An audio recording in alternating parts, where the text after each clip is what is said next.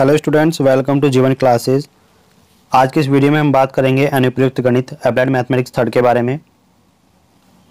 Mathematics के कुछ topics जो हमारे पास एक टॉपिक हमने लिया हुआ था आव्यूह के कुछ टॉपिक्स और डेफिनेशंस और उनसे रिलेटेड कुछ इंपॉर्टेंट क्वेश्चंस के बारे में हमने लास्ट वीडियो में डिस्कस कर लिया था। आज के इस वीडियो में हम बात करेंगे नेक्स्ट टॉपिक प्रारंभिक पंक्ति स्तंभ रूपांतरण के बारे में, जिसको हम बोलते हैं एलिमेंट्री रो और कॉलम ट्रांसफॉर्मेशन। क्या बोलते हैं? एलिमेंट्री रो ट्रांसफॉर्मेशन, या हम बोल सकते हैं कि एलिमेंट्री कॉलम ट्रांसफॉर्मेशन, जिसको हिंदी में प्रारंभिक पंक्ति और स्तंभ रूपांतरण बोलते हैं।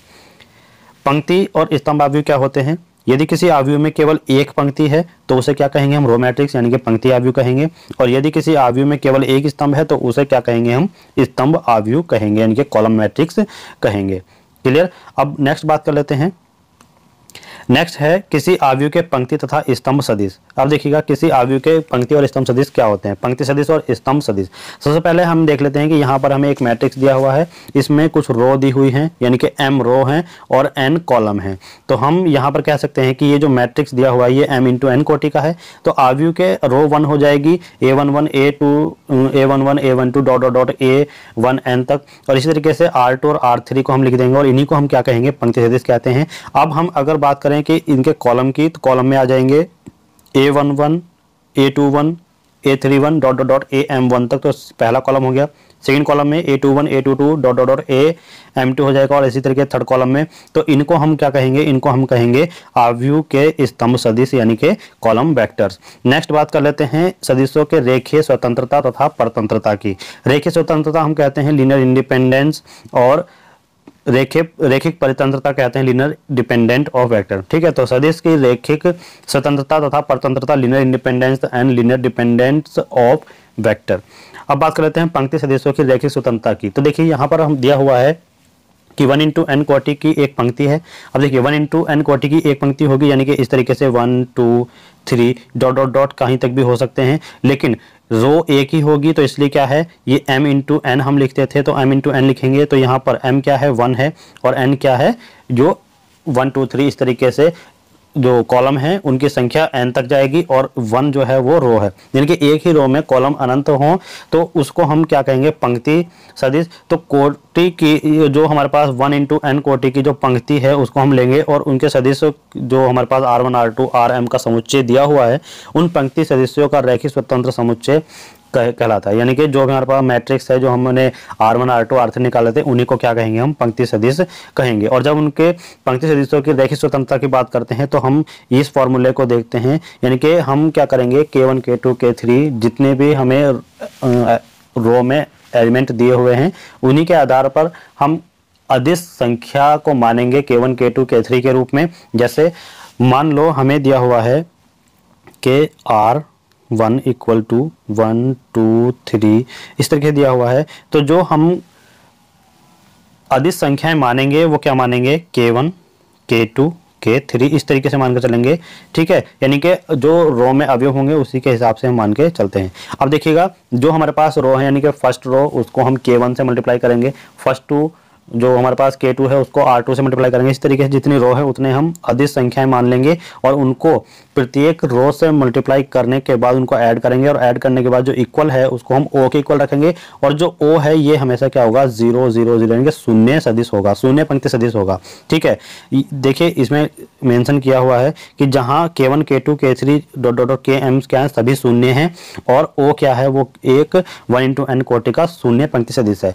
अब ये k1 k2 k3 dot dot dot km शून्य क्यों है? यानी कि बात कर रहे हैं हम पंक्ति सदिशों की रेखिक स्वतंत्रता की। तो जहां पर भी क्वेश्चन में आपको रेखिक स्वतंत्रता, पंक्ति सदिशों के रेखिक स्वतंत्रता, यानी कि रेखिक स्वतंत्रता अगर आपको दिख जाए तो जो हमने k1 k2 k3 अदिश संख्याएं मानी थी उनके मान हमेशा 0 आएंगे। ठीक है, तो हमेशा अगर k1 k2 k3 के मान सॉल्व करके 0 आ जाते हैं तो वहां पर रेखिक स्वतंत्रता है। और यदि पंक्ति सदिशों की रेखिक परतंत्रता की बात करें तो जो हमारे पास k1 k2 k3 हैं उनकी वैल्यू क्या आएगी? हमेशा नॉन जीरो आएगी। क्या आएगी? नॉन जीरो आएगी। आप देख लीजिएगा कि पंक्ति सदिशों के रेखिक परतंत्रता की अगर बात करें तो k1 k2 k3 क्या होंगे? सभी शून्य नहीं होंगे, और 0 जो है, यानी कि जो O है वो 0 0 का एक रो होगा, तो 1 इंटू n कोटि का शून्य पंक्ति सदिश कहलाएगा। अब बात कर लेते हैं स्तंभ सदिशों के रेखिक स्वतंत्रता की।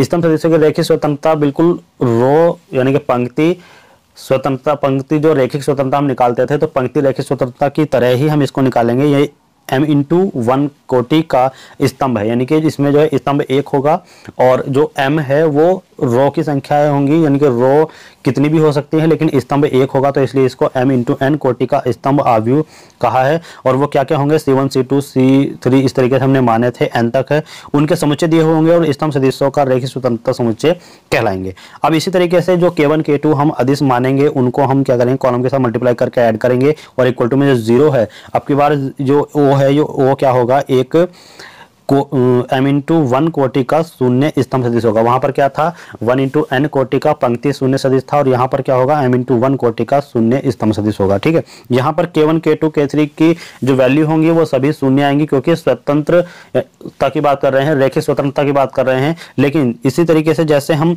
स्तंभ सदिशों की रेखिक स्वतंत्रता की बात करेंगे तो यहाँ पर केवल यही चेंज होगा जो वहां पर चेंज हुआ था कि K1 K2 K3 की जो वैल्यू होंगी वो क्या होंगी, शून्य नहीं होंगी। बाकी जो O है वो m/n कोटि का शून्य स्तंभ रहेगा। ठीक है, नेक्स्ट बात कर लेते हैं किसी आव्यूह का प्रारंभिक रूपांतरण। किसी आव्यूह का प्रारंभिक रूपांतरण क्या होता है, यानी कि elementary transformation of a matrix.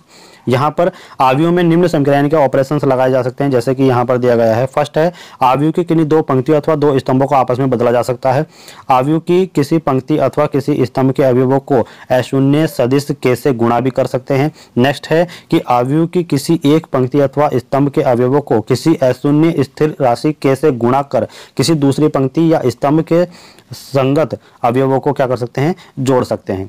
Next में बात करें तो तुल्य आव्यूह के बारे में बात करें। तुल्य आव्यूह क्या होता है, देखिए यदि कोई आव्यूह A है और उसमें हमने क्या किया, प्रारंभिक रूपांतरण कर दिया, प्रारंभिक रूपांतरण कर दिया और उससे जो नया आव्यूह B हमें प्राप्त हुआ, तो उन दोनों आव्यूह यानी कि जो A जिसमें प्रारंभिक रूपांतरण हमने किया है और B जो प्रारंभिक रूपांतरण से हमें प्राप्त हुआ है, उन दोनों आव्यूह को क्या कहेंगे, हम तुल्य आव्यूह कहेंगे। यानी कि उसको हम लिखते हैं B और तुल्य A, यानी कि जो B है वो A के तुल्य है। नेक्स्ट अगर हम बात करें तो प्रारंभिक रूपांतरण किसी आव्यूह का व्युत्क्रम आव्यूह ज्ञात करना। प्रारंभिक रूपांतरण द्वारा ही किसी आव्यूह का व्युत्क्रम आव्यूह यानी कि इनवर्स ज्ञात करना हो तो हम क्या क्या ऑपरेशन लगाएंगे उनको देख लेते हैं। फर्स्ट है, सबसे पहले A = I × A हम लिख देंगे। उसके बाद फिर बाईं ओर के आव्यूह A तथा दाईं ओर के आव्यूह I पर एक साथ ऐसी प्रक्रियाएं यानी कि ऐसी प्रारंभिक रूपांतरण संक्रियाएं करेंगे कि बाईं ओर का जो आव्यूह A है वो इकाई आव्यूह में परिवर्तित हो जाए। कहने का मतलब ये है, हम जब इसको लिखेंगे यहाँ पर A = I × A, ठीक है, तो ये A तो एज इट इज रहेगा और A में जो भी हम ऑपरेशंस लगाएंगे वही ऑपरेशंस हम I में लगाएंगे सेम। ठीक है, और इस A को तब तक हम ऑपरेशंस लगाते जाएंगे तब तक ये I में कन्वर्ट ना हो जाए, यानी कि इकाई मैट्रिक्स जो यूनिट मैट्रिक्स होता है, यूनिट मैट्रिक्स ना बन जाए। ठीक है, और वही ऑपरेशंस लगाते लगाते ये I जो है ये B में कन्वर्ट हो जाता है, यानी कि जो भी ऑपरेशन लगाएंगे उसमें जो रूपांतरण होता जाएगा, जब तक ये A जिस ऑपरेशन के बाद ये A जो है I में कन्वर्ट हो जाएगा वही जो है A इनवर्स की वैल्यू हो जाती है। तो नेक्स्ट में हम यहीं पर बात कर लेते हैं कि देखिए इससे दाईं ओर का जो आव्यूह I है वो एक नए आव्यूह में बदल जाएगा और यही आव्यूह A का व्युत्क्रम आव्यूह होगा। यानी कि यदि A = I × A से I = B × A में कन्वर्ट हो जाता है तो B जो होगा वो A इनवर्स की वैल्यू होगी। नेक्स्ट हम बात करते हैं उप आव्यूह के बारे में। उप आव्यूह यानी कि सब मैट्रिक्स क्या होते हैं, दिए गए आव्यूह A में से कुछ पंक्तियों या कुछ स्तंभों या फिर पंक्तियों और स्तंभों को दोनों को छोड़कर बनाए गए नए आव्यूह को A का उप आव्यूह कहते हैं। यानी कि देखिएगा ध्यान से, यदि हमारे पास कोई A आव्यूह दिया हुआ है, ठीक है, ये 3 × 5 क्रम का आव्यूह है, इसमें से हमने क्या किया, 2 × 3 का कोई आव्यूह बना लिया, यहाँ पर 2 × 4 का आव्यूह बना लिया, यहाँ पर 3 × 3 का आव्यूह बना लिया। तो ये सभी जो है इसी के यानी कि इसी में से छांट करके ये बनाए गए हैं।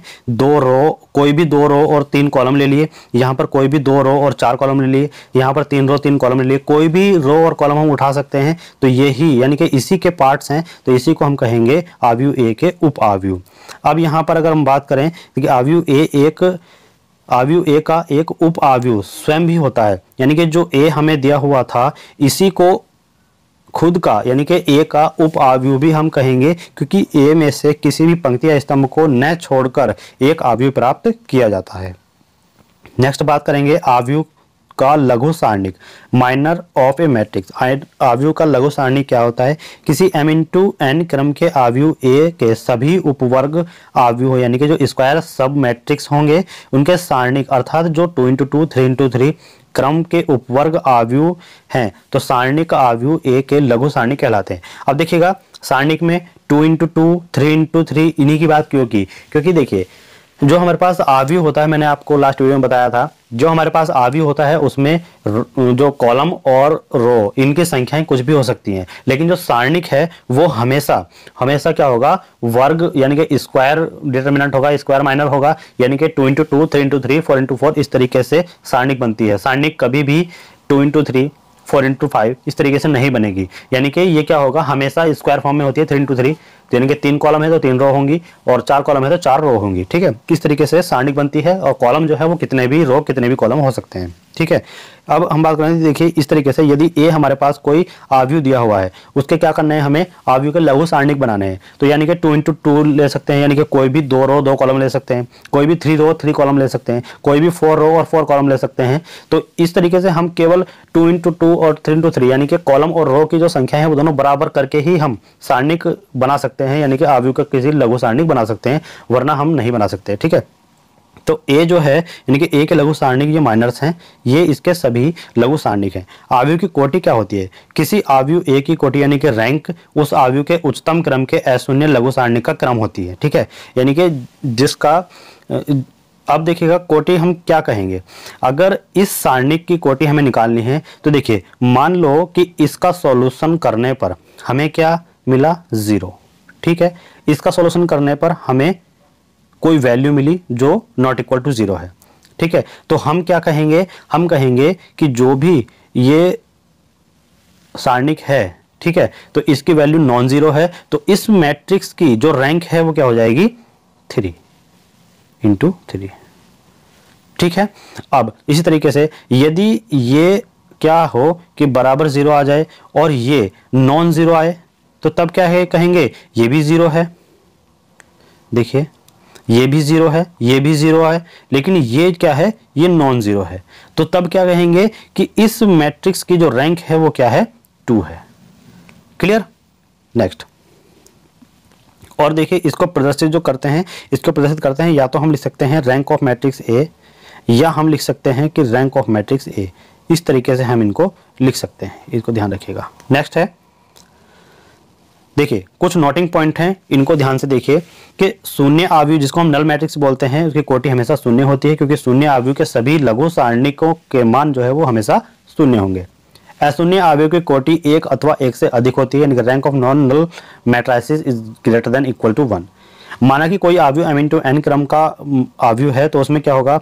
m जो है वो लेस देन है और इक्वल टू है n के, तो क्या जो रैंक होगी वो क्या होगी? m होगी। कहने का मतलब ये है कि अगर 3 इंटू 4 का कोई मैट्रिक्स है तो जो उस मैट्रिक्स की रैंक होगी वो या तो 3 के बराबर होगी या 3 से कम होगी, कभी भी 4 नहीं होगी। ठीक है, वो क्या होगी? 3 से कम या 3 के बराबर ही होगी। इसी तरीके से अगर इसमें कहें कि n जो है यानी कि कॉलम की संख्या जो है वो छोटी है किसके? रो की संख्या से, तो हम क्या कहेंगे कि जो भी रैंक होगी उस मैट्रिक्स की वो रो की संख्या यानी कि जो m है उसके बराबर या उससे कम होगी। ठीक है, अब बात करते हैं परिवर्त आव्यूह यानी कि ट्रांसपोज मैट्रिक्स की। ट्रांसपोज मैट्रिक्स आप सभी जानते हैं, अगर आपने जो लास्ट वीडियो को देखी होगी तो ट्रांसपोज मैट्रिक्स क्या है आप अच्छी तरीके से वहां पर समझ गए होंगे। नहीं देखी है तो लिंक डिस्क्रिप्शन में है, आप जाकर के देख सकते हैं। परिवर्तन आव्यूह ट्रांसपोज मैट्रिक्स की कोटि वही होती है जो मूल आव्यूह की, अर्थात जो मूल आव्यूह की कोटि थी, यानी कि जैसे हमारे पास एक आव्यूह है, ये 2 इंटू 3 का आव्यूह है, तो ट्रांसपोज अगर हम निकालें इसका तो इसका भी यानी कि जो रैंक है इसकी रैंक भी क्या होगी? जैसे इसकी रैंक 3 थी तो इसकी रैंक भी 3 हो जाएगी, इसकी रैंक अगर 4 है तो इसकी रैंक भी 4 हो जाएगी, इन दोनों की रैंक जो है वो सेम होगी। नेक्स्ट है, देखिए याद करने वाली कुछ बातें हैं, उनको ध्यान से देखिएगा। आव्यूह की कोटि, रैंक ऑफ मैट्रिक्स, एक आव्यूह सोपानक रूप में होता है यानी कि इकोलन फॉर्म में होता है। क्या क्या बातें हैं उसमें? सभी अशून्य पंक्तियां शून्य पंक्ति से पहले होंगी, अशून्य पंक्तियों में पहला अशून्य अवयव 1 होगा, अशून्य पंक्ति में शून्य अवयव की संख्या अपनी पूर्व अशून्य पंक्ति से अधिक होंगी, तब आव्यूह की कोटि जो है वो किसके बराबर होगी? सोपानक आव्यूह में अशून्य पंक्तियों की संख्या के बराबर होगी। क्लियर है? आइए अब बात कर लेते हैं कुछ क्वेश्चंस की, जो ये हमने टॉपिक बताए हैं उन्हीं के आधार पर कुछ महत्वपूर्ण क्वेश्चंस जो बार बार परीक्षा में पूछे जाते हैं उन्हीं के बारे में बात करेंगे। आइए, अनुप्रयुक्त गणित थर्ड, अप्लाइड मैथमेटिक्स थर्ड यानी कि न्यू सिलेबस के आधार पर सभी टॉपिक्स से पिछले कई वर्षों की परीक्षाओं में पूछे गए प्रश्न जो आगामी परीक्षाओं के दृष्टिकोण से महत्वपूर्ण हैं उनको हम देखेंगे। देखिए क्वेश्चन नंबर फर्स्ट क्वेश्चन है, यदि x1 3 1 -4 x2 दिया हुआ है 2 2 3, तो दिखाइए यानी कि सिद्ध करना है सदिश x1 बार x2 बार परिमेय संख्याएं के लिए रैखिक स्वतंत्र यानी लीनियर इंडिपेंडेंट की बात करी, लीनियर इंडिपेंडेंट की बात करी है। ये 2004 2006 2009 2013 में आया हुआ है। तो हम कहाँ से शुरुआत करेंगे, किस तरीके से? सबसे पहले हमें क्या करना है, देखिएगा सबसे पहले हमें करना है कि हमें मान लेना है कि अदिश राशियां k1 k2 ऐसी हैं कि k1 x1 और k2 x2 बराबर 0। यही हमने बताया था कि जो भी हमें पंक्ति दी हुई होगी यानी कि अगर R1 है तो R1 में गुणा कर देंगे और अगर R2 है तो R2 में गुणा कर देंगे। यहाँ पर x1 x2 है तो x1 x2 में k1 k2 की मल्टीप्लाई हम यहाँ पर कर देंगे। ठीक है, नेक्स्ट में हम क्या करने वाले हैं कि x1 x2 की वैल्यू हम पुट कर देंगे। x1 की वैल्यू है 3 1 -4 और x2 की वैल्यू है 2 2 -3। ठीक है, हमने बताया था कि जो O होगा वो क्या होगा, वो पंक्ति होगी 0 0 एलिमेंट की। तो यहाँ पर जब हम K के अंदर मल्टीप्लाई करेंगे तो हमें ये मिलता है। इसके बाद ध्यान से देखिएगा हम किस तरीके से जो हमारे पास इक्वेशंस हैं वो हम बनाते हैं। देखिए सबसे पहले हमें क्या करना है, देखिए इसमें पहला एलिमेंट, इसमें पहला एलिमेंट और बराबर में 0 इसका पहला एलिमेंट, इन तीनों के पहले एलिमेंट को लेकर 3k1 2k2 और बराबर 0 पहली इक्वेशन। अब इसके बाद हमें क्या करना है, दूसरा एलिमेंट, इसका दूसरा एलिमेंट और इसका दूसरा एलिमेंट। देखिए k1 2k2 बराबर 0। इसी तरीके से तीसरी इक्वेशन बनाएंगे तो k1 के साथ तीसरा एलिमेंट, k2 के साथ तीसरा एलिमेंट और ये तीसरा एलिमेंट यानी कि -4k1 -3k2 और बराबर 0। ये तीन इक्वेशन हमें मिली। तीनों इक्वेशन को हम क्या करेंगे, हल करेंगे। देखिएगा पहली इक्वेशन और दूसरी इक्वेशन को हमने उठाया और इनको हमने क्या किया, सॉल्व किया। तो k1 की वैल्यू हमें क्या मिली, 0। k1 की वैल्यू 0 मिली है तो ये इक्वेशन नंबर 2 में जैसे हमने रखी तो k2 की वैल्यू 0 आई और फिर इक्वेशन नंबर 3 में k1 k2 की वैल्यू रखी तो हमारे पास क्या है, ये भी 0 ठीक है, यानी कि k1 k2 की वैल्यू क्या आई, 0। और हमने क्या कहा था कि अगर k1 k2 0 आ जाते हैं तो क्या होगा, रेखिक स्वतंत्र की कंडीशन बनेगी। क्या होगा, रेखिक स्वतंत्र लीनियर इंडिपेंडेंस की कंडीशन बन जाएगी। तो ये हमारे पास यहाँ पर प्रूफ हो चुका है। तो k1 k2 इक्वल टू 0 है, अतः सदिश x1 तथा x2 रेखिक स्वतंत्र हैं।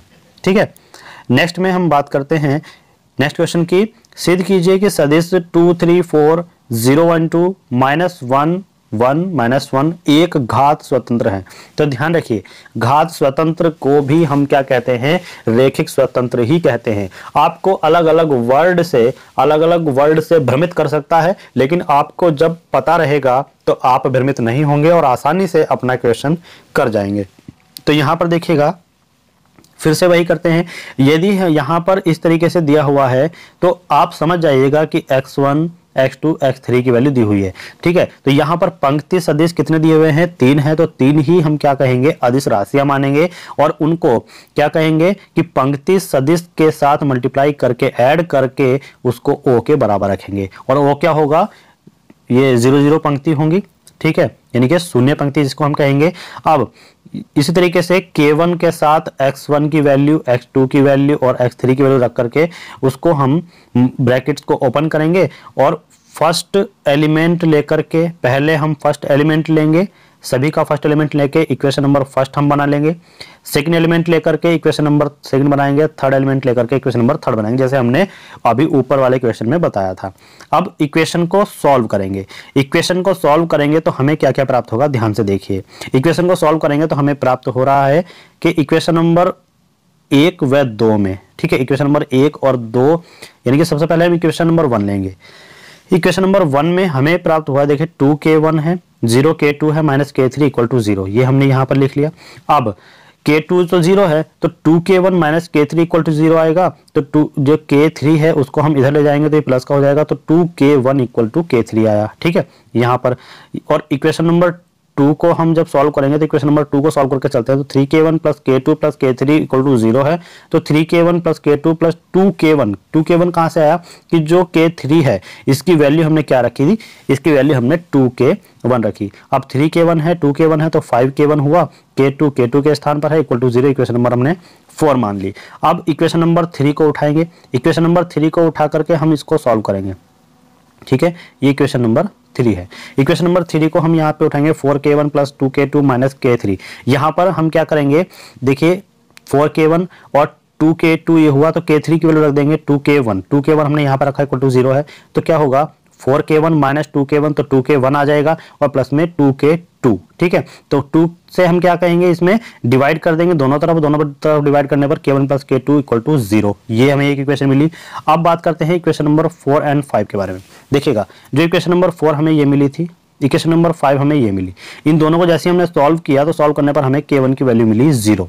ठीक, अब इस k1 की वैल्यू को हमने क्या किया, इसमें पुट किया तो k1 की वैल्यू को पुट किया तो k2 की वैल्यू 0 मिली। अब इसी तरीके से इसमें हमने k2 की वैल्यू को पुट किया, सॉरी k1 की वैल्यू को पुट किया तो k1 की वैल्यू को पुट करने पर k3 इक्वल टू 0।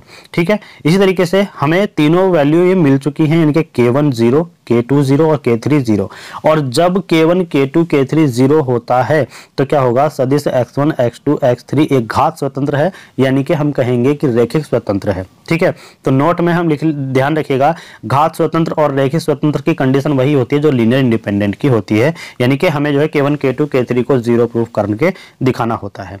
अब देखिएगा, नेक्स्ट क्वेश्चन है, नेक्स्ट क्वेश्चन कह रहा है कि सिद्ध करो x1 बार इक्वल टू 3 1 4 तथा x2 bar equal to 2 2 minus 3 रैखिक स्वतंत्र हैं।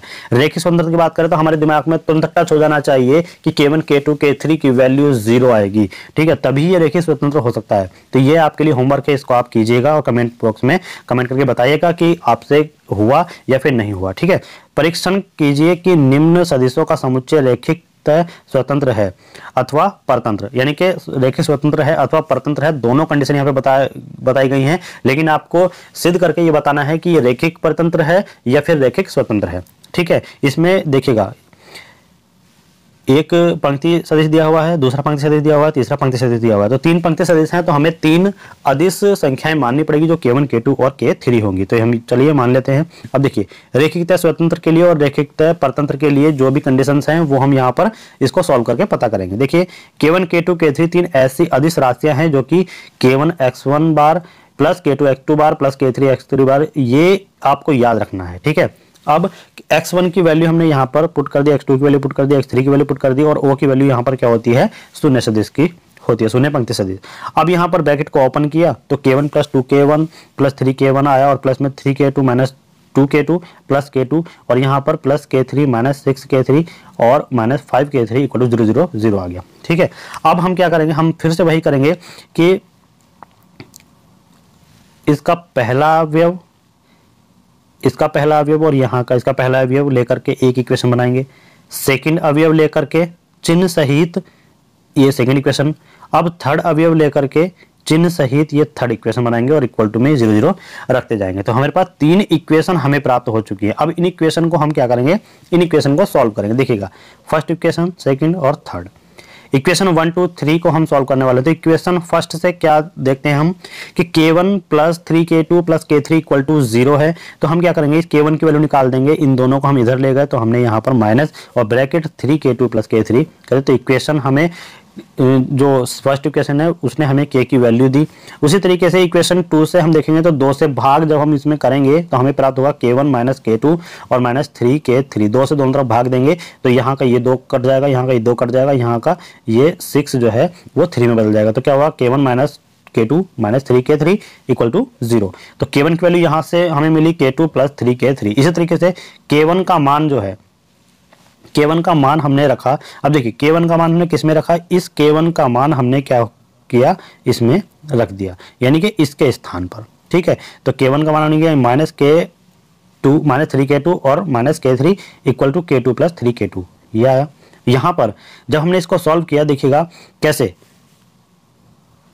सॉल्व करने पर हमें किस तरीके से ये प्राप्त होगा। देखिए, माइनस 3k2 ये है, अब ये वाला k2 इसके साथ आएगा तो ये भी माइनस में आ जाएगा। तो माइनस 3k2 और माइनस k2, माइनस के 3k2 तो पहले से ये माइनस 1k2 आएगा तो क्या हो जाएगा, 3 और 1 माइनस के 4k2 और यहाँ से ये प्लस में जाएगा तो 3 1 4 ही हो जाएगा। 4 से 4 कैंसिल आउट जब होगा तो minus k2 equal to k3।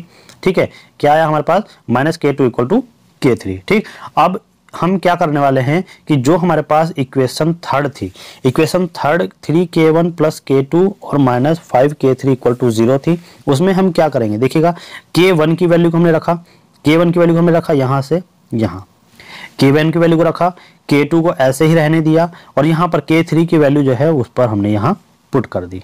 ठीक है, अब इसको हम सॉल्व करते हैं। देखिएगा 3 की मल्टीप्लाई हम अंदर करते हैं तो क्या होगा 3k2 और यहाँ पर 3 माइनस k2। अब देखिए 3 माइनस k2 कैसा है कि जो हमारे पास ये k है, k3 की वैल्यू है, यहाँ पर ये वैल्यू हमने यहाँ पर रखी तो क्या होगा 3 के जो मल्टीप्लाई है वो k2 प्लस 3 माइनस k2 हो जाएगा और k2 एज इट इज है और इसी में माइनस और माइनस क्या हो जाएगा, ये प्लस और माइनस माइनस प्लस करके हमने क्या किया यहाँ पर प्लस हो गया। ठीक है, अब इस 3 की मल्टीप्लाई जब अंदर करेंगे तो क्या होगा 3k2, 3 की मल्टीप्लाई 3 से भी होगी तो 3 इंटू 3 9 और माइनस और ये प्लस है तो माइनस आ जाएगा और माइनस 9k2 हो जाएगा। k2 एज इट इज है और 5k2 एज इट इज है। अब यहाँ पर हम देखते हैं कि जब इनको दोनों को सबको ऐड करके हम आंसर निकालते हैं 0 इक्वल टू 0 यानी कि ये परफेक्ट हमारे पास इक्वेशन बनी हुई है। ठीक है, यानी कि सेटिस्फाई हो रही है।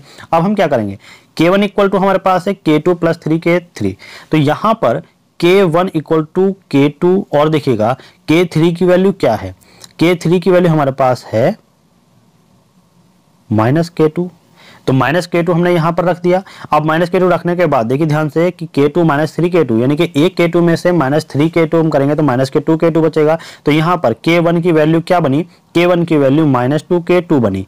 अब यहाँ पर ये जो 2 है जब इसके नीचे आएगा तो k1 plus 2 k1 upon plus k2 और इक्वल टू में क्या बचेगा देखिएगा k1 अपॉन माइनस यानी कि ये प्लस में 2 हमने लिया और माइनस का इधर ये चिन्ह लगा करके ये हो गया k2। ठीक है, ये बचा। अब ये जो माइनस का k2 है ये किसके बराबर है, k3 के बराबर है तो हम k3 लिख सकते हैं। यानी कि देखिएगा ध्यान से हम इस तरीके से इसको लिख सकते हैं k1 अपॉन 2 ये आया था, बराबर क्या बचा था यहाँ से माइनस k बचा था माइनस k2 और माइनस k2 किसके बराबर है, k3 के बराबर है तो इनके बटे में हम 1 1 लिख सकते हैं। ठीक है, तो यहां से हमें मिला कि k1 की वैल्यू 2 है, k2 की वैल्यू माइनस 1 है और k3 की वैल्यू क्या है 1 है। तो अतः सदिशों का जो समुच्चय रैखिक परतंत्र है। क्यों, क्योंकि k1 k2 k3 की वैल्यू नॉन जीरो है और जब इनमें से किसी भी एक की वैल्यू नॉन जीरो बन जाए तो ये क्या होगा, रेखिकतः परतंत्र होगा। तो उसने हमसे पूछा था कि रेखिक स्वतंत्र है या रेखिक परतंत्र है, तो यहां पर क्या हुआ, रेखिक परतंत्र की कंडीशन बनी है। नेक्स्ट, यदि ध्यान से देखिए, यदि जो हमारे पास x1 बार है वो इतना दिया हुआ है, x2 बार इतना दिया हुआ है, x3 बार इतना दिया हुआ है, तो दिखाइए कि सदिश परिमेय संख्याओं के लिए रैखिक स्वतंत्र है। रैखिक स्वतंत्र का नाम सुनते ही हमारे माइंड में टच होना जाना चाहिए कि k1 k2 k3 की वैल्यू 0 आएगी, या फिर परिमेय संख्याओं के लिए परतंत्र स्वतंत्र है या परतंत्र हम बोल सकते हैं। ठीक है, तो रैखिक स्वतंत्र या परतंत्र की कंडीशन है, कौन सी कंडीशन है वो आपको यहाँ पर सॉल्व करके आपको बतानी है। और ये क्वेश्चन देखिए 2005 में, 7 में, 9 में, 15 में, 17 में, 19 में ये आया हुआ है, इसलिए ये आपके लिए काफी ज्यादा इंपॉर्टेंट क्वेश्चन है। तो कौन सी कंडीशन है ये आप जरूर बताइए, कमेंट करके बताइएगा कि इस क्वेश्चन में कौन सी कंडीशन आपके सॉल्यूशन में आई है। नेक्स्ट है प्रारंभिक रूपांतरण के एलिमेंट्री ट्रांसफॉर्मेशन द्वारा निम्न आव्यूह का व्युत्क्रम आव्यूह ज्ञात करें। एक आव्यूह दिया हुआ है, उसका उसने व्युत्क्रम आव्यूह पूछा है। व्युत्क्रम आव्यूह हमने बताया था कि पहले हम क्या करेंगे, इस इक्वेशन को लिखेंगे a इक्वल टू आई ए की वैल्यू रख देंगे, i की वैल्यू हम जानते ही हैं और a को एज इट इज दिखा रहेंगे। अब हम क्या करेंगे, हमने क्या कहा था कि जो हम इधर ऑपरेशन लगाएंगे वही ऑपरेशन हम सेम इधर लगाएंगे और a को एज इट इज रखेंगे।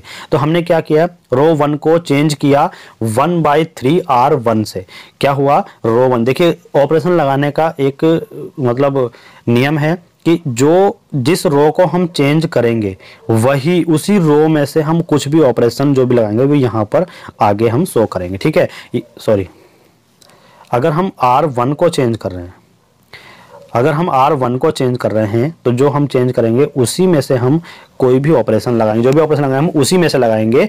ठीक है, ऐसा नहीं करेंगे कि R1 जो है चेंज R2 माइनस R3, इस तरीके से हम नहीं कर सकते, गलत हो जाएगा। हम जब भी करेंगे तो हम इस तरीके से लगाएंगे कि R1 change R1 minus R2, इस तरीके से R1 change R1 plus 3R2, इस तरीके से ये सही रहेगा। ठीक है, बाकी अगर हमने ये कर दिया कि R1 इक्वल टू ये R1 change R2 plus R3, तो ये गलत हो जाएगा। ठीक है, बस इतना ध्यान रखिएगा। तो यहाँ पर हम देख रहे हैं कि R1 को हमने चेंज किया 1/3 R1 से। ठीक है, तो 1/3 यानी कि किसी भी हम क्या करेंगे कि कोई भी हमारे पास रो है उसमें हम किसी भी कांस्टेंट नंबर से मल्टीप्लाई कर सकते हैं, ये हमने रूल अभी पढ़ा था। तो जो हमारे पास R1 है, R1 में हमने 1/3 से मल्टीप्लाई किया, तो यहाँ पर देखिए यहाँ पर क्या था 3 - 3 - 4 था, तो यहाँ पर चेंज होकर के क्या हो, जब 1/3 से हम मल्टीप्लाई करेंगे तो क्या होगा, ये पहला अवयव 3/3 बनेगा तो 1 हो जाएगा। दूसरा अवयव जो बनेगा ये -3/3 बनेगा तो -1 हो जाएगा। तीसरा अवयव 4/3 बनेगा। ठीक है, तो यहाँ पर 4/3। ठीक है, बाकी जो सेकंड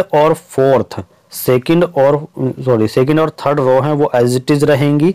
इसी तरीके देख लीजिएगा, ये दोनों रो सेम हैं, दोनों रो ये सेम उतार ली गई हैं।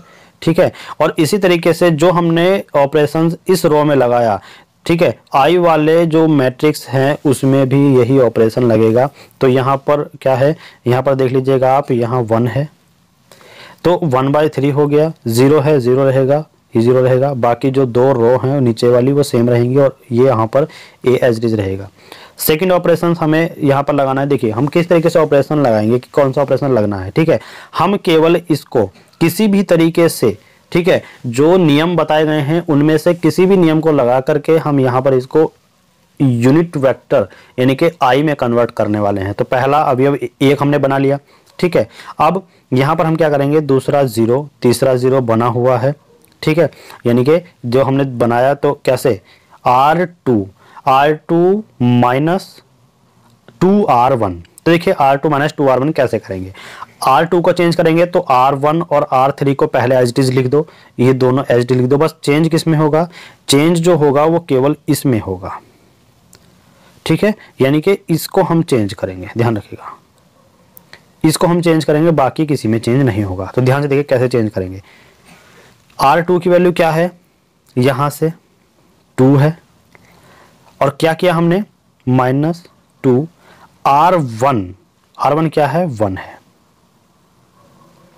तो क्या हुआ 0, तो यहां पर 0 आ गया। ठीक, इसके बाद हमने ये लिया, यानी कि ये क्या है, R2 की वैल्यू है -3 और R1 की वैल्यू क्या है, -2 × -1 हो गया। तो जब हम इसको करेंगे तो माइनस माइनस ये प्लस हो जाएगा, तो क्या हो जाएगा -3 + 2 -1 और ये -1 हमारे पास यहाँ पे आया। क्लियर, इसी तरीके से ये 4/3 है। 4/3 में हम क्या करेंगे, ये हमारे पास ये 4/3 है, तो ये R2 की वैल्यू 4/3 -2 × ये R1 की वैल्यू कौन सी है, हाँ ये R1 की वैल्यू थी ना, तो यहाँ पर हम क्या करेंगे, देखिए यहाँ पर R2 की वैल्यू क्या है, 4 है, तो यहाँ पर हम 4 लिखेंगे इंटू माइनस में, तो 4 × माइनस हो जाएगा, इंटू नहीं होगा, 4 माइनस और 2R1 कैसे, यानी कि 2 और R1 क्या है, R1 है हमारे पास 4/3, क्या है 4/3। तो यहाँ पर क्या हो जाएगा, 2 चौक 8 हो जाएगा, यानी कि 4 - 8/3 हो जाएगा। तो यहाँ पर हम करेंगे तो 3 चौक 12 और -8 हो जाएगा, तो 4/3 आएगा, तो 4/3 हमारा यहाँ पर आ जाएगा। ठीक है, नीचे, ठीक, तो ऊपर भी 4/3 है और नीचे भी 4/3 बना, कोई बात नहीं, जो भी बनता जाएगा उसको बनाते चलेंगे, लेकिन हमें क्या है, किसी तरीके से इसको आई में कन्वर्ट करना है। ठीक है, तो नीचे की संख्या क्या बन गया, 4/3। इसी तरीके से यही ऑपरेशन हम क्या लगाएंगे, इसमें फॉलो करेंगे। यही ऑपरेशन इसमें फॉलो किया तो हम क्या, ये सेम हुआ, ये सेम है, बदलेगा क्या, केवल ये बदलेगा। ठीक है, इसको हम बदलेंगे तो क्या करना है, देखिए R2 कितना है, R2 है यहाँ पर 0, ठीक, माइनस 2R1, 2 × R1 है यहाँ पर 1/3, तो 1/3 करेंगे तो कितना हो जाएगा, -2/3, तो -2/3 आ गया पहला एलिमेंट। दूसरे में क्या करेंगे, देखिए R2 कितना है, 1 है, R2 हमारे पास 1 है, तो हम क्या करेंगे, देखिए यहाँ पर R2 1 है, तो 1 - 2 × R1 क्या है हमारे पास 0, तो 0 हो जाएगा, तो क्या आ जाएगा 1, तो यहाँ पर 1 आया। इसी तरीके से जो हमारे पास R2 है, R2 फिर से क्या है, यानी कि थर्ड उसमें R2 क्या है, 0 है, जीरो हो गया माइनस 2 इंटू R1 क्या है, R1 भी जीरो है तो जीरो हो जाएगा, तो क्या है जीरो, जीरो एलिमेंट आ गया, ठीक है। और बाकी ए एज इट इज रखेंगे। अब आगे देखते हैं, आगे हमने क्या किया, आगे यहाँ पर नेक्स्ट ऑपरेशन हम लगाएंगे। तो देखिए हमने ये जीरो बना लिए, हमने ये जीरो बना लिए, तो अब आसानी से हम क्या करेंगे, देखिए हमें ये वाला एलिमेंट जीरो बनाना है, ठीक है। अब इस पर हम फोकस करेंगे, ठीक है। देखिएगा अगर हम इस पर फोकस करें तो ध्यान से देखिए हम किस तरीके से इसको जीरो बना सकते हैं,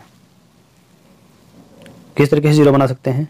सबसे पहले हमने क्या किया कि हमें ये, अगर हमें ये प्लस मिल जाए तो फिर हम आप आसानी से जीरो बना सकते हैं। तो हमने क्या किया कि जो R2 है उसमें माइनस से मल्टीप्लाई कर दी, तो ये क्या हुआ, जीरो पे तो कोई फर्क पड़ेगा नहीं, माइनस प्लस में बदल जाएगा, ये जो प्लस है ये माइनस में हो जाएगा। इसमें भी जो माइनस वाला था वो प्लस में हो जाएगा, जो प्लस वाला था वो माइनस में हो जाएगा, यानी कि दोनों में सेम ऑपरेशंस लगने वाले हैं। अब हमने ये देखना है कि जो हमारे पास ये -1 है और ये +1 है, अगर इन दोनों को आपस में ऐड कर दिया जाए तो क्या हो जाएगा, जीरो बन जाएगा। तो हमने क्या किया, रो 1 को जीरो बनाना है, यानी कि इस एलिमेंट को जीरो बनाना है। तो R1 या रो 1 में से हम ऑपरेशन लगाएंगे कि रो 1 change R1 plus R2, R1 plus R2 को हमने ऐड किया, तो हमने क्या माना कि R1 को हम चेंज कर रहे हैं तो दोनों ये एज इट इज रहेंगी, दोनों सेम उतर जाएंगी, ये यहाँ से दोनों सेम उतारेंगे। लेकिन जो हमारे पास R1 है उसको हम चेंज करेंगे तो 1 आ जाएगा। यहाँ पे देखिए 1 कैसे आएगा, R1 क्या है 1 है और प्लस में R2 क्या है 0 है, तो क्या आएगा 1 ही आएगा, तो 1 हमने यहाँ पे लिख लिया। इसीलिए इस तरीके से हमारे पास क्या है, ये -1 है और प्लस में R2 कितना है, ये +1 है, तो इससे ही कट जाएगा, तो 0 आ गया। इसी तरीके से यहाँ पे क्या था 4/3 था और माइनस के 4/3 आएगा, तो आपस में ये कैंसिल आउट हो जाएंगे। तो कैंसिल आउट होने पर क्या होगा, यहाँ भी 0 आ जाएगा। तो दो एलिमेंट हमने 0 बना लिए, दोनों एलिमेंट हमारे इजीली 0 बन चुके हैं। अब इसी तरीके से इसमें भी हम यही ऑपरेशन लगाएंगे और यही ऑपरेशन पे ये चेंज हो जाएगा। देखिए किस तरीके से चेंज हो रहा है, R1 प्लस R2 करना है, तो R1 क्या है 1/3 है और प्लस में R2 क्या है, यानी कि 2/3 हो जाएगा। तो जब ये है तो 3 और ऊपर का भी 3 हो जाएगा, 3/3 यानी कि 1 हो गया। अब इसी तरीके से हम क्या करेंगे, ये 0 है तो इसमें क्या करा है 0 और प्लस में R2 क्या है -1, तो यहाँ पर -1 हो जाएगा। और यहाँ पे अब देखिएगा R1 क्या है, यहाँ 0 है तो 0 प्लस R2 क्या है, यहाँ पर 0 है तो ये भी 0, तो इक्वल टू क्या है 0, तो यहाँ पर ये हो जाएगा और सभी चीज एज इट इज रहेंगी। आगे जो ऑपरेशन लगाया ऑपरेशन देख लीजिएगा। अब देखिए हमने क्या किया, उसको भी 0 बना लिया। अब क्या है, इसको 0 बनाने की बारी है, इसको 0 बनाएंगे तो हम क्या करेंगे, R3 को R2 से ऐड करना पड़ेगा, तो ये ऑटोमेटिकली 0 हो जाएगा। यानी कि जो हमारे पास ये प्लस का है, इस प्लस को माइनस वाले से ऐड करेंगे तो ये 0 हो जाएगा। तो यहाँ पर ये भी क्या होगा, 2 0 हम इसमें बना चुके हैं और इसमें भी सेम ऑपरेशन लगाएंगे। अब R2 का जो ऑपरेशन है, R2 वाला जो ऑपरेशन है वो देखिए कैसे होगा। R2 को हम चेंज कर रहे हैं, यानी कि हमें किसी तरीके से हमें क्या करना है, हमें इसको 0 बनाना होगा। अब इसको 0 बनाएंगे तो क्या होगा, ये -4/3 है और इसके नीचे वाली संख्या क्या है, -1/3 है, ठीक। तो अगर हम इसमें -4 से मल्टीप्लाई कर दें तो ये क्या बनेगा, प्लस के 4/3 बनेगा और ये प्लस के 4/3 होगा और ये -4/3 होगा। दोनों को जब ऐड करेंगे तो क्या हो जाएगा, ये 0 बन जाएगा। तो हम क्या करेंगे, -4 से, देखिए हमने क्या किया, R3 में -4 से मल्टीप्लाई की, ठीक है, और R2 में इसमें हमने ऐड कर दिया -4, फिर क्योंकि ये आ गया। देखिए ऐड करने पर जो हमें मिला वो हमें एक रूपांतरण मिला। तो रूपांतरण हम किस तरीके से करेंगे, देखिए R2 को चेंज करना है तो R1 सेम है, R2 सेम है, सॉरी R3 सेम है, R1 सेम और R3 सेम, केवल R2 को चेंज करेंगे। तो R2 को हम चेंज करेंगे, देखिएगा ये तो 0 0 है, इस पर कोई फर्क नहीं पड़ने वाला, ये 0 और 1 है, यानी कि R3 का एलिमेंट 0 है तो उस पर कोई फर्क नहीं पड़ने वाला, ये हो गया। और ये हमने बताया था कि यही हम 0 बनाने वाले थे, तो इसी को हमने क्या किया, यहाँ पे ये 0 बनाया है, ठीक। अब इसी तरीके से इसमें ये ऑपरेशन लगाएंगे, इसमें आप ऑपरेशन लगा के देखिए, -2 3 और -4 हम यहाँ पे प्राप्त करेंगे। रो 1 और रो 3 एज इट इज सेम रहेंगे, ठीक है।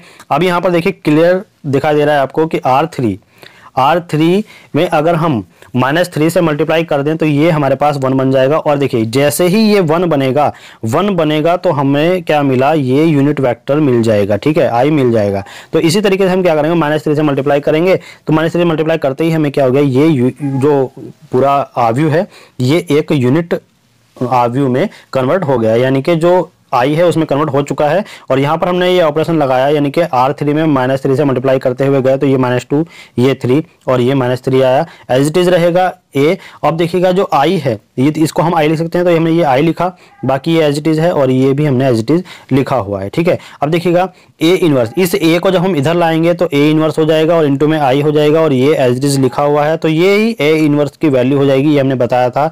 तो A इनवर्स हमने यहाँ पर निकाल लिया है। आप एक बार अपने आप से करके देखिएगा और क्वेश्चन को जब लगाएंगे तो थोड़ा ध्यान से करिएगा, 2-3 बार में आपको जो है अच्छी तरीके से आ जाएगा। अब देखिएगा एक क्वेश्चन है आपके लिए कि ए कोई मैट्रिक्स दिया हुआ है, उसको प्रारंभिक पंक्ति रूपांतरण एलिमेंट्री रो ट्रांसफॉर्मेशन द्वारा ए आव्यूह का ए इनवर्स ज्ञात कीजिए। एक बात ध्यान रखिए, अगर आपको प्रारंभिक पंक्ति रूपांतरण दिया हुआ है यानी कि एलिमेंट्री रो ट्रांसफॉर्मेशन वो कह रहा है, तो यहाँ पर देखिए पंक्ति स्थानांतरण, केवल पंक्ति में ही स्थानांतरण करना है, ना कि आपको कॉलम में करना है, केवल पंक्ति में करना है। तो रो ट्रांसफॉर्मेशन, एलिमेंट्री रो ट्रांसफॉर्मेशन में ध्यान रखना, केवल पंक्ति में चेंज करना है। और ये देखिए इतनी बार आया हुआ है, क्यों? क्योंकि कभी कभी क्या करते हैं कि एलिमेंट्री रो ट्रांसफॉर्मेशन दिया हुआ है और स्टूडेंट्स क्या करते हैं कि कॉलम और रो दोनों ऑपरेशन लगा देते हैं। लेकिन अगर पंक्ति स्थानांतरण दिया हुआ है तो हम क्या करेंगे कि पंक्ति में ऑपरेशन लगाएंगे। अगर उसमें दिया हुआ है कि प्रारंभिक रूपांतरण तो कॉलम और रो दोनों लगा देंगे। ठीक है, यहाँ पर एक क्वेश्चन और है, एक क्वेश्चन आपके लिए और है कि आव्यूह ए, ये 2x2 का आव्यूह है, इसकी कोटि की जांच करना है। ठीक है, लेकिन कोटि की जांच करना है, ये बहुत इजी है। तो देखिएगा सबसे पहले क्या करेंगे, हम ए का सारणिक बनाएंगे,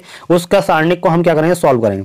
सारणिक को सॉल्व करेंगे तो ये क्या आएगा, नॉन जीरो वैल्यू आती है तो उसकी कोटि वही हो जाएगी जो उस आव्यूह में दिए हुए, यानी कि 2x2 का है तो कोटि हमारे पास क्या हो जाएगी, इसकी 2 हो जाएगी जब नॉन जीरो आ जाएगा। अगर नॉन जीरो नहीं आता तो फिर इससे कम होती। ठीक है, जैसे कि ये है एक आव्यूह दिया हुआ है, 3x3 का आव्यूह है, तो इसका हम डिटर्मिनेंट बनाएंगे और इसको हम जैसे हमने इसको सॉल्व किया तो सॉल्यूशन हमें इसको क्या आया, 0। अब जैसे 0 आता है तो ये 3x3 का था तो इसकी कोटि 3 नहीं होगी, यानी कि इससे कम होगी, इसलिए 2x2 का आव्यूह लेते हैं। 2x2 आव्यूह लेकर के हमने चेक किया तो ये क्या है, नॉन जीरो आया, और नॉन जीरो आने पर हमें तुरंत पता लग गया कि इस मैट्रिक्स की जो रैंक है वो क्या है, 2 है। नेक्स्ट में ये क्या है, 2x4 का मैट्रिक्स है, तो 2x4 का मैट्रिक्स है, तो यहाँ पर जो कोटि ज्ञात करनी है तो दिए गए आव्यूह की, देखिए कभी भी ऐसे दे देता है, लेकिन ये जो है कंसेप्चुअल क्वेश्चन है, दिए गए आव्यूह की कोटि 2 से अधिक नहीं हो सकती, यानी कि जो कम वैल्यू है उससे अधिक कोटि नहीं हो सकती, उसके बराबर या उससे कम ही होगी, क्योंकि यह एक वर्ग आव्यूह नहीं है। तो वर्ग यानी कि 2 है, 2 होगी या फिर 2 से कम होगी, तो हम क्या करेंगे, ये 2/2 का आव्यूह लेंगे और इसको हम सॉल्व करके देखेंगे तो ये क्या है, नॉन जीरो आया, तो इसकी मैट्रिक्स जो रैंक है वो कितनी हुई, 2। ठीक है, अब नेक्स्ट क्वेश्चन की बात करते हैं। तो नेक्स्ट क्वेश्चन हमारे पास है कि आव्यूह ए हमें दिया हुआ है, ये कितना है, 3x4 का आव्यूह है, प्रारंभिक रूपांतरण यानी कि एलिमेंट्री ट्रांसफॉर्मेशन विधि से सामान्य रूप नॉर्मल फॉर्म या हम बोल सकते हैं कोनिकल फॉर्म में इसको परिवर्तित करना है और इसकी कोटि बतानी। देखिएगा अब यहाँ पर दिया है प्रारंभिक रूपांतरण, वहां पर क्या था, वहां पर था प्रारंभिक पंक्ति रूपांतरण, यानी कि हम कह सकते हैं कि प्रारंभिक पंक्ति रूपांतरण यानी कि एलिमेंट्री रो ट्रांसफॉर्मेशन था, और यहाँ पर है एलिमेंट्री ट्रांसफॉर्मेशन, यानी कि यहाँ पर पंक्ति और स्तंभ कुछ भी नहीं दिया हुआ है, रो और कॉलम कुछ नहीं दिया हुआ है, तो यहाँ पर कॉलम और रो दोनों ऑपरेशन हम लगा सकते हैं। देखिए किस तरीके से हम इसको करेंगे। चलिए, हमें ए मैट्रिक्स दिया हुआ है, ठीक है, सबसे पहले हमें क्या करना है, ध्यान से देखिएगा कि पहला अवयव 1 होना चाहिए, ये हमें पता है, तो 1 इस कॉलम में आ रहा है। ठीक, अब हम इसको चेंज कर देंगे फर्स्ट कॉलम से, यानी कि कॉलम फर्स्ट को कॉलम 2 से चेंज कर देंगे, इंटरचेंज का ऐसा साइन लगाते हैं, इंटरचेंज कर देंगे, यानी कि फर्स्ट कॉलम की जगह सेकंड कॉलम की जगह फर्स्ट कॉलम लिखेंगे, ये हमारे पास आ गया। ठीक, अब हमें क्या करना है, देखिए ये 1 है, ज्यादा से ज्यादा एलिमेंट को 0 बनाने का प्रयास करेंगे। क्या करेंगे, ज्यादा से ज्यादा एलिमेंट को 0 बनाने का प्रयास करेंगे, बस इसमें यही है। और कॉलम और रो ऑपरेशन जो भी आपको लगाना है उसको लगाइएगा, लेकिन अगर उसमें दिया हुआ है कि एलिमेंट्री रो ट्रांसफॉर्मेशन तो रो ऑपरेशन लगेगा, एलिमेंट्री कॉलम ट्रांसफॉर्मेशन तो कॉलम ट्रांसफॉर्मेशन लगेगा। लेकिन अगर उसमें दिया हुआ कि एलिमेंट्री ट्रांसफॉर्मेशन तो उसमें रो और पंक्ति दोनों ऑपरेशन आप लगा सकते हैं और इजीली सॉल्व कर सकते हैं। तो देखिएगा इसमें क्या होगा, इसमें हम करेंगे दोनों इंटरचेंज किया, अब 0 हमें इसको बनाना है, इसको 0 बनाने के लिए हम क्या करेंगे, देखिए रो 3 को चेंज करेंगे, तो रो 3 में से अगर हम रो 1 को माइनस कर दें तो ये वाला जो 1 है जब इसके साथ माइनस होगा तो क्या होगा, 0 प्राप्त करेंगे। तो बस हमें उस एलिमेंट को देखते हुए सभी एलिमेंट को बदल देना है जब ऑपरेशन लगाएंगे। तो देखिएगा रो 3 को चेंज करेंगे तो रो 1 और रो 2 सेम उतर जाएंगी। ठीक, इसको चेंज करेंगे तो देखिएगा ये यहाँ पर 0 बन जाएगा। अब R3 का वैल्यू क्या है 2 और R1 क्या है 0, तो 2 - 0 क्या हो जाएगा, 2 हो जाएगा, और यहाँ पर 3 हो जाएगा और 3 - 2 क्या हो जाएगा, यहाँ पर 1, और 1 माइनस और -2 क्या हो जाएगा, यहाँ पर 1 + 2 यानी कि 3 हो जाएगा। ठीक है, अब नेक्स्ट में R2, अब R2 को हम चेंज करना चाह रहे हैं, तो देखिएगा R2 के ऑपरेशन में क्या बन रहा है, हमें क्या करना है, इस एलिमेंट को 0 बनाना है। ये एलिमेंट 0 कब बनेगा, जब इसमें 2 से गुणा करके और आपस में इनको घटा देंगे तो क्या हो जाएगा, 0 बन जाएगा। यानी कि R2, ये R2 है, R2 को चेंज करना है तो R2 में से हम क्या करेंगे, 2 इंटू R3 करेंगे तो 2 इंटू R3 करने पर हमें क्या मिलेगा, ये 0 मिल जाएगा। तो देखिएगा ये और ये R1 और R3 ये दोनों हम क्या करेंगे, एज इट इज उतार लेंगे, लेकिन जो हमें चेंज करना है केवल उसी को देखेंगे। 0 है तो 0 रहेगा। अब यह क्या करेंगे हम, R2 क्या है 4 है, तो यहाँ पर क्या 4, R3 यानी कि ये -2 और R3 क्या है, ये 2 है, इसको हम इंटू 2 करेंगे तो क्या होगा, ये कैंसिल आउट हो जाएंगे तो ये 0 बन जाएगा। अब जब ये 0 बना तो अब देखिएगा यहाँ पर 2 है तो 2 माइनस ये आ गया। R3 की वैल्यू क्या है, R3 की वैल्यू है 1 इंटू 1 तो क्या हो जाएगा 0। अब देखिए R2 की वैल्यू क्या है 6, R3 की वैल्यू क्या है 3, तो क्या हो जाएगा ये भी 0। ठीक है, ये पूरी रो क्या है एक 0 में कन्वर्ट होगी। आगे चलते हैं। आगे हमने क्या देखा कि कॉलम में चेंज करा कि अगर हम इसको 0 बनाना चाहते हैं तो क्या होगा, इन दोनों को आपस में ऐड कर दीजिएगा, 0 बन जाएगा, तो कॉलम ऑपरेशन लगेगा। यानी कि इस कॉलम को और इस कॉलम को हम दोनों को चेंज कर रहे हैं। ठीक है, यानी कि C3 को चेंज कर रहे हैं, ये वाला कॉलम जो है C3 है, इसको चेंज कर रहे हैं, तो क्या करेंगे C4 को अगर हम ऐड कर दें तो ये वाला जो 2 है ये 0 में कन्वर्ट हो जाएगा। ठीक है, तो इसको ही हम कर लेते हैं। अब इसको हम ध्यान से देखेंगे कि किस तरीके से हो रहा है।